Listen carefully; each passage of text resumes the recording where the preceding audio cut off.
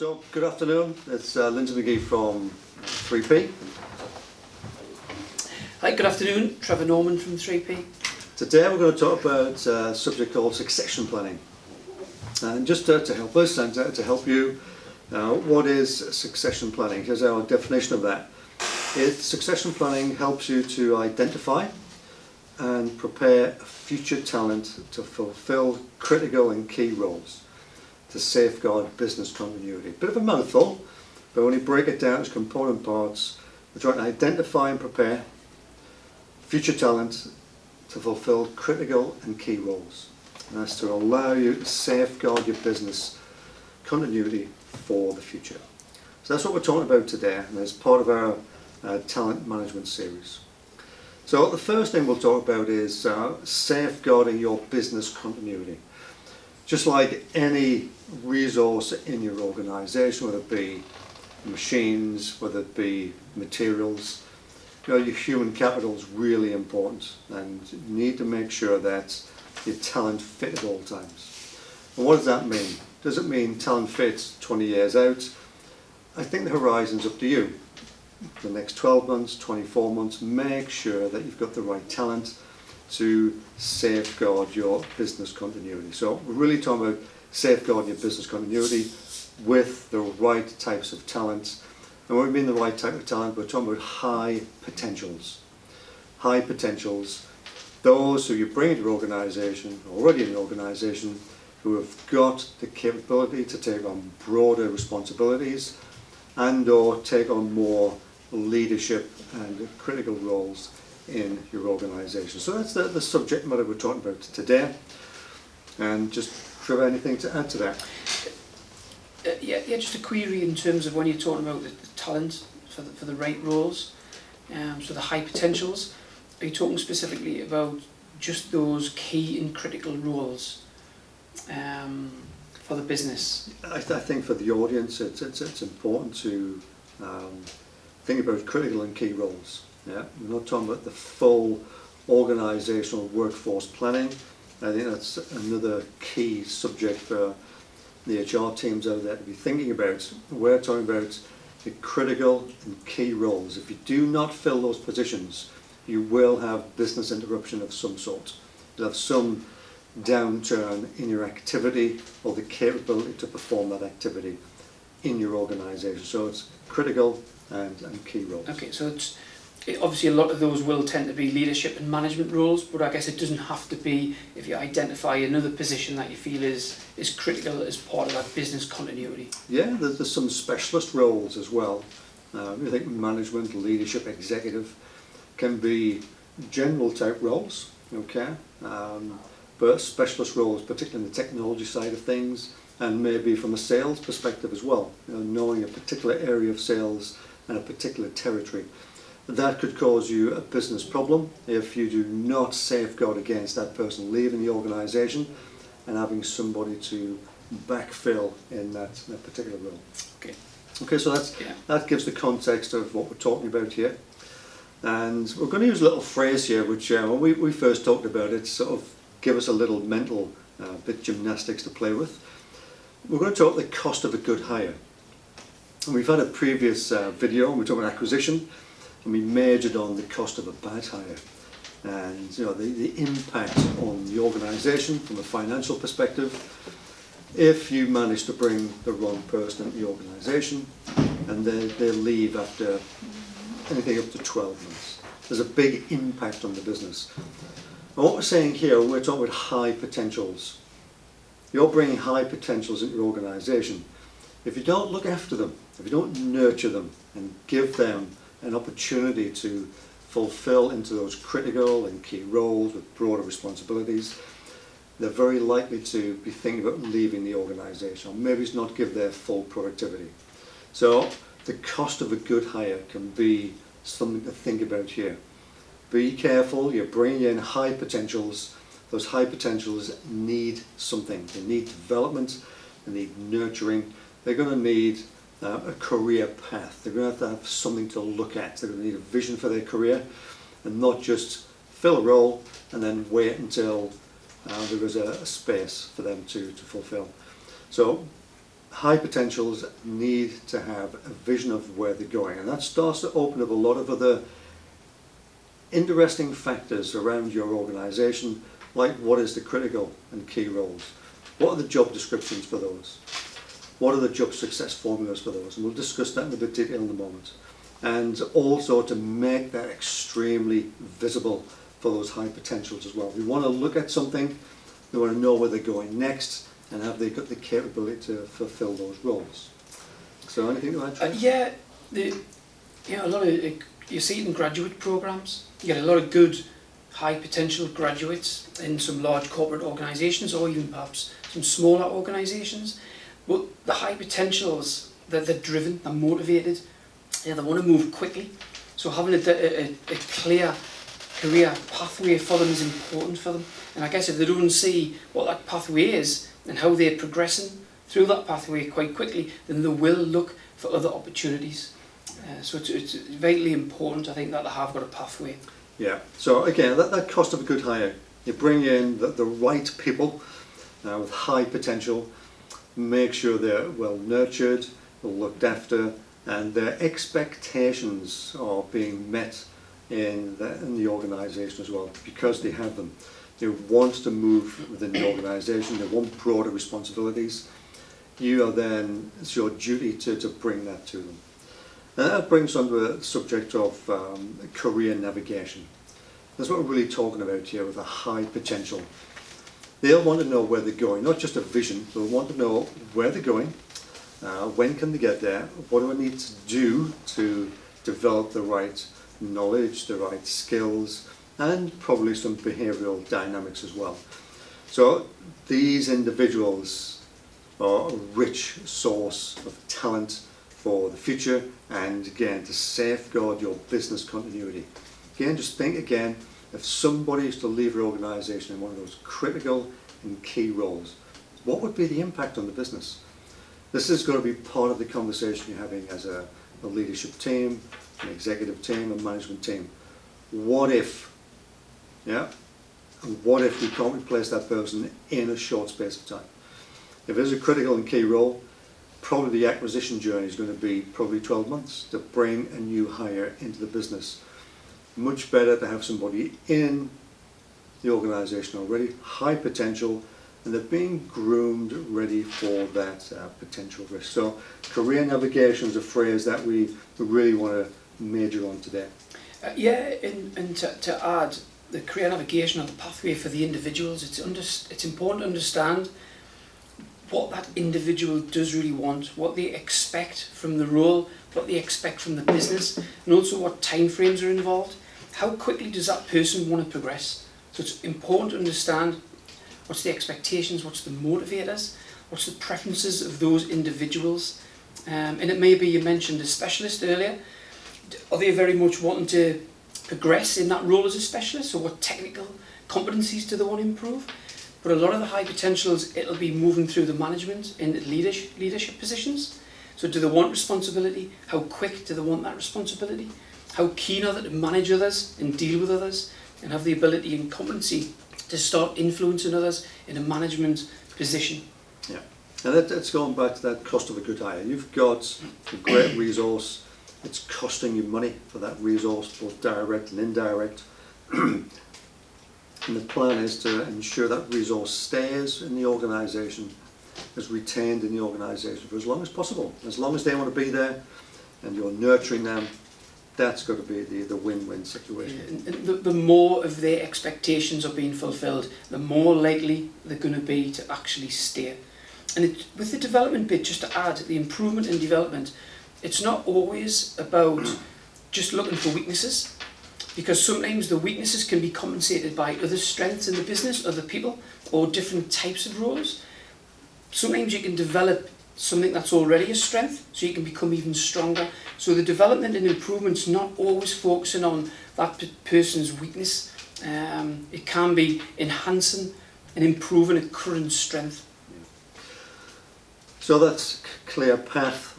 That career navigation does include the improvements that the individual will make, or you feel that they need to have to fulfill those critical and key roles, and their development plan. So some of the key things, you look at the literature out there and some of the reference material that we will attach to the video and the podcast, is a personal development plan, a very detailed personal development plan. It includes training, of course. And two of the things that have become really important to high potentials is to have a mentor, someone who they can look up to, who can give them a broader scope, maybe of the subject matter or the business, a mentor who they can go and talk to independently to help them in their career.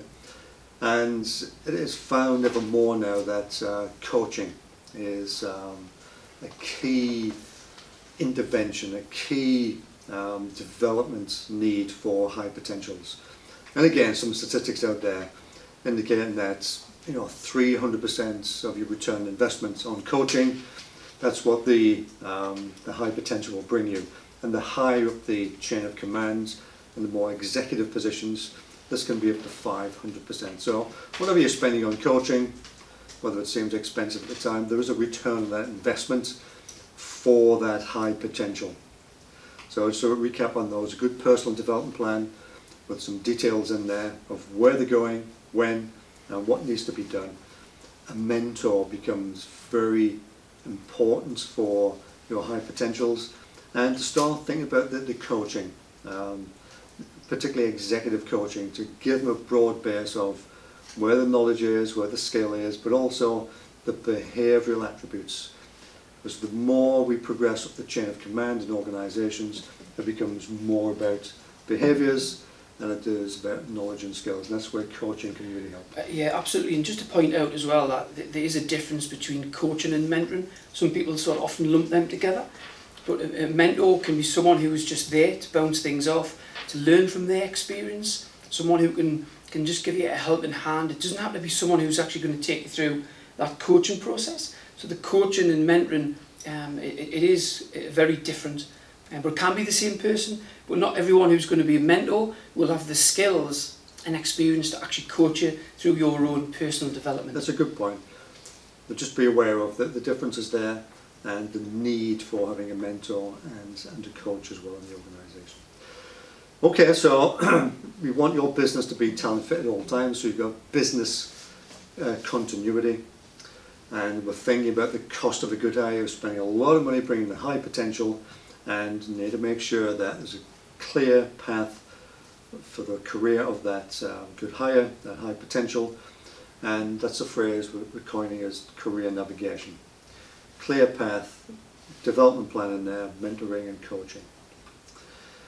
So to mitigate the risk of hypos leaving your organisation, we've been through some of that, but maybe just to summarise, to give you something clear to think about. A responsibility for your senior team, whatever that senior team may be, is to identify those critical and key roles. First thing, you will know what they are and which of those roles can really cause some damage to the business if you don't have somebody in post in those roles. It's important for those roles as well to identify very clear, at the very least, a job description. And where we see job descriptions tends to be outlining knowledge and skills. It's outlining what we call eligibility. Have you got the necessary knowledge and skills and background and qualifications to fulfill that role? And in a lot of cases, there's a lot of behavioural elements needed as well. So a lot of emotional intelligence needed to fulfill some of these critical key roles, particularly at senior levels. So we like to talk about a thing called the job success formula as well. Trying to measure, has the individual got the knowledge and the skills, but also the behaviours. And Trevor can talk us through that in a moment. And also to make this career path visible, to make these job descriptions, these job success formulas visible. So the high potential can look at them, can look at the gaps they've got, can be coached against those gaps, develop their strengths, and really think about a thoughtful career path and career navigation. Yeah, just to include as well, as you've mentioned, Lindsay, 3 clear points there in terms of the critical roles, the competencies, JDs, GSFs, etc., and making them visible. So starting with the first point you mentioned, the critical and key roles. How many people, if you're a business leader, business owner, how much time do you actually focus on looking and focusing on that strategy of what are the critical and key roles? It's interesting, in our experience, a lot of people don't actually consider that until it's almost too late. So how much time do you focus on understanding the critical and key roles? If someone leaves, which roles are going to create a problem in your business? So there's that, so think of that strategically. The second point, around the JDs, job descriptions are so more important, much more important than people sort of appreciate. And it's almost like a bit of paper, tick box done. But that should be that's the foundation of the role and the person that you want to bring into the business. So JDs have got to have more importance put on them. Also, we see a lot of things on big lists of things on job descriptions, which is good if that's relevant to the role. But also what I often see people miss is the KPIs. So the key performance indicators on the job descriptions. How do you know if that person is performing? Yeah, what does success look like for that particular person in that particular role?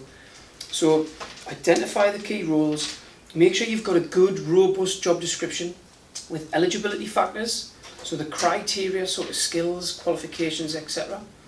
Suitability, so the attitudes, the behaviours, individual preferences, the key intrinsic motivators in terms of that person, which is going to then drive that career pathway for that individual. So just a couple of points that's important. As I mentioned, the strategy and the job descriptions are vitally important. Good. So how do we safeguard business continuity and your business growth? So again, three things that we want to talk about here.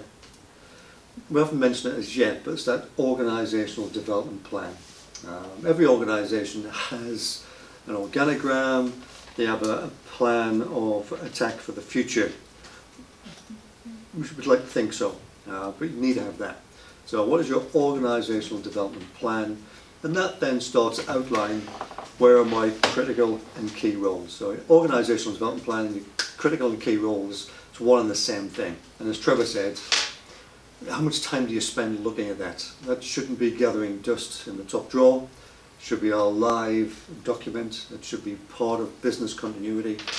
If something goes wrong or somebody's not available in the organisation to fill a role, what is the impact on the business? We have to look at it seriously on that basis. That's the first thing. For a good organisational development plan, you're going to need high performers. You're going to need to bring in high performers. If you want to grow your business, then why just sustain it? You want to grow it, you need high performers. You're going to need to have a look at where you can bring people in for those future roles.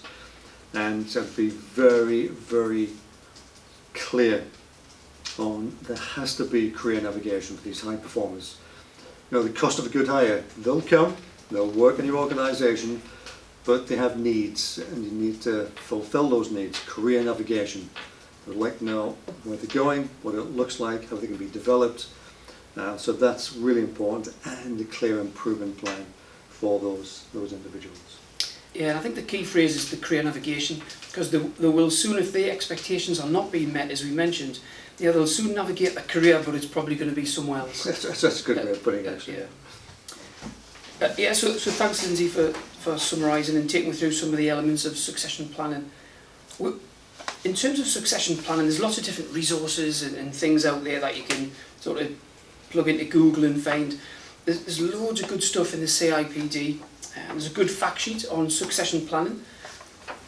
Just gives you a nice introduction and viewpoint and explains from the CIPD's perspective what succession planning is. So we've talked about some of those elements today. I just want to summarise the 6 steps just to make it clear in terms of how we approach it and to help us standardise our thought process around the key steps of succession planning. Some of the things, or all these things really, we've covered this morning. And the first step, Lindsay mentioned at the very start, it's about identifying the critical and key roles in the business. So that's the first step, and that should be aligned to the organisational goals, the vision, the values of the company. So yeah, so make sure you identify those critical goals, critical and key roles. Step 1. Step 2, it's about skills and competencies. Developing robust JDs, and remember, make sure you're factoring in KPIs in the job description. So what's that success measure? We've mentioned job success formulas. So JDs and job success formulas. So job success formula, all we really mean is what's the essential traits, what's the desirable traits, what traits you're looking to avoid. So the key factors that's going to make that role a success. And GSFs are very much role specific. So that's the second step. Step 3, you need a sophisticated way and an objective way to assess employees. So you need to figure out a tool, an assessment tool that's going to work for you. So you can objectively assess the individual in terms of how they might match against a particular role and also against the organisation's culture perhaps. So that's step 3. Step 4, you need to create a professional development plan. So the individual, the high potential person, can actually see what their career pathway is going to be. They can see how they're going to learn, develop and grow over a period of time. That's vitally important for the individual, particularly if they're a high potential, because as we've mentioned, they will probably leave at some point if that's not being met in terms of their ambition. So step 5, it's about actually developing that top talent potential. So once you've identified the potential, you've got your development plan, you need to start implementing and rolling out actual development in order to meet the expectations. Lindsay mentioned earlier on, if you're watching earlier on, about a coach, a mentor, having a good coach and having someone to mentor the high potential through their personal development. And finally, step 6, really in terms of the business continuity, it's important to review the employee, review how they're getting, again, how they're doing against the development plan, review the role, because the role that's set out, it might have been 12, 18, 24 months ago. You need to review to see if that is still a critical role. Has that role changed? And what's needed from the role in the individual? Perhaps that might have changed. So step 6 is about the review process and making sure that still fits with the business continuity. So yeah, so 6 steps, 6-step approach, succession planning, just to help guide you through a structured approach. Okay, excellent, thank you.